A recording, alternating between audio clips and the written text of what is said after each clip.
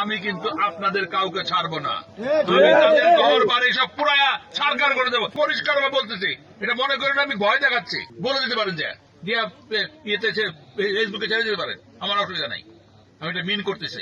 ক্ষমতায় বিএনপি থাকে আর যদি আপনারা অন্য দলকে ভোট দেন, আমি কিন্তু আপনাদের কাউকে ছাড়বো না। আমি তাদের ঘর বাড়ি সব পুরায়া ছাড়কার করে দেবো, কাম থেকে বের করে দেবো। আমি কিন্তু কথা খুব পরিষ্কার ভাবে বলতেছি। এটা মনে করেন আমি ভয় দেখাচ্ছি, আমি পরিষ্কার করে বলেছি। কথা আপনি রেকর্ড করে বলে দিতে পারেন, বলে দিতে পারেন যে দিয়া ইয়েতে ফেসবুকে ছেড়ে দিতে পারেন, আমার অসুবিধা নাই।